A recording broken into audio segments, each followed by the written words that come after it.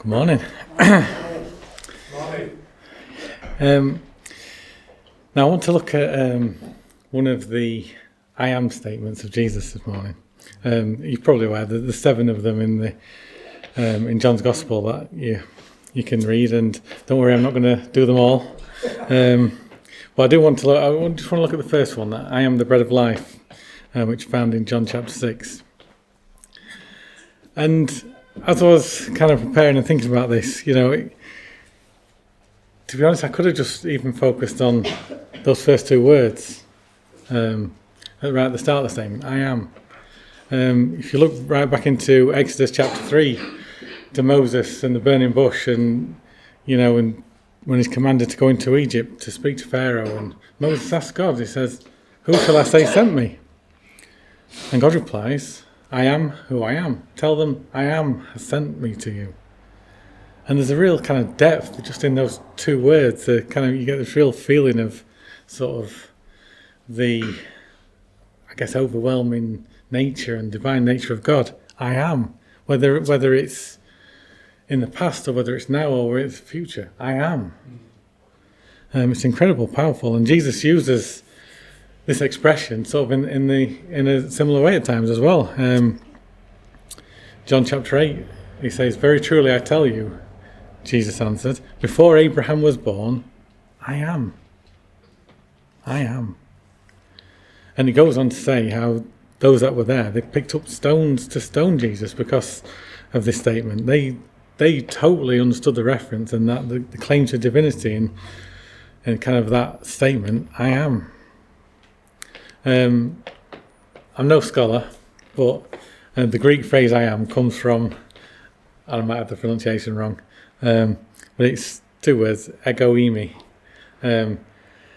And when you look at what those 2 words actually mean, it actually does carry a bit more weight than just I am.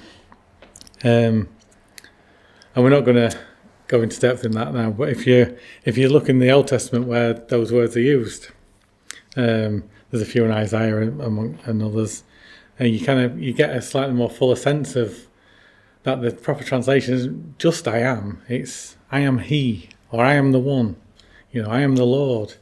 So in this statement that we're going to look at, I am the bread of life, when it says I am, it's saying a bit more than just hi, I'm Jesus and I'm the bread of life.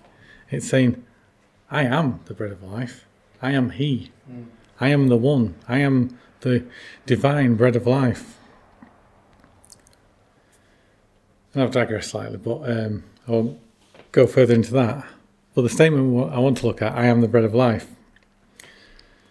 In John 6:35, it says, then Jesus declared, I am the bread of life. Whoever comes to me will never go hungry, and whoever believes in me will never be thirsty. To give a little bit of background, chapter 6 starts with the feeding of the 5,000, and the crowd there are all so impressed by the kind of amazing miracle, but most of all, what's impressive is the fact that they've been fed, and the fact Jesus could provide in this way. They kind of miss the point a little bit, and they take this, and they start to plot to take Jesus by force, take Jesus and force him to be king. Jesus, who knows that's not the right thing, and also it's not the right time, he escapes back across the lake, walking across it as you do. But then the crowds track him down again, and Jesus accuses them of just being interested in the fact that they were well fed, and they start to make comparisons with the children of Israel eating manna in the wilderness, which kind of brings us to verse 32, and I'm going to read from verse 32, just 20 so verses. So John 6:32, Jesus said to them, very truly I tell you, it is not Moses who has given you the bread from heaven, but it is my Father who gives you the true bread from heaven. For the bread of God is the bread that comes down from heaven and gives life to the world.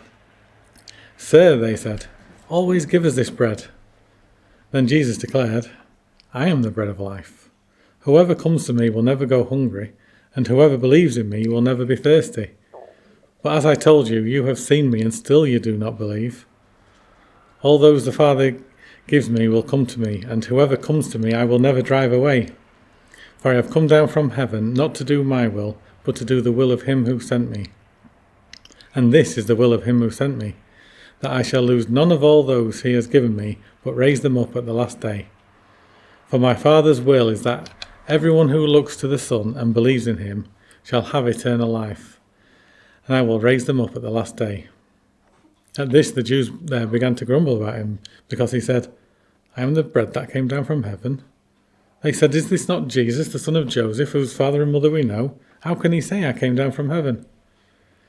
"Stop grumbling among yourselves," Jesus answered. "No one can come to me unless the Father who sent me draws them, and I will raise them up at the last day. It is written in the prophets, they will all be taught by God. Everyone who has heard the Father and learned from him comes to me. No one has seen the Father except the one who is from God. Only he has seen the Father. Very truly I tell you, the one who believes has eternal life. I am the bread of life. Your ancestors ate the manna in the wilderness, yet they died. But here is the bread that comes down from heaven, which anyone may eat and not die. I am the living bread that came down from heaven. Whoever eats this bread will live forever. This bread is my flesh, which I will give for the life of the world." Then the Jews began to argue sharply among themselves, "How can this man give us flesh to eat?" Jesus said to them, "Very truly I tell you, unless you eat the flesh of the Son of Man and drink his blood, you have no life in you. Whoever eats my flesh and drinks my blood has eternal life, and I will raise them up at the last day. For my flesh is real food and my blood is real drink. Whoever eats my flesh and drinks my blood remains in me and I in them. Just as the living Father sent me, and I live because of the Father, so the one who feeds on me will live because of me. This is the bread that came down from heaven. Your ancestors ate manna and died, but whoever feeds on this bread will live forever." And then it goes on to talk about how a large number of his followers kind of started to drift away. They found this too difficult to understand. It was too hard for them to grasp. And I think this was kind of quite deliberate on Jesus' part. He knew a lot of them were following for the wrong reason. So he deliberately made the lesson quite hard for them to take in. I mean, a lot of the imagery he uses is kind of very familiar to us. We come every Sunday and we see the bread and we see the wine and what that symbolises. But here, for these people in this time, this preceded the Last Supper and it preceded the death and resurrection of Jesus. So it's sort of unfamiliar to them. It's hard for them to take in.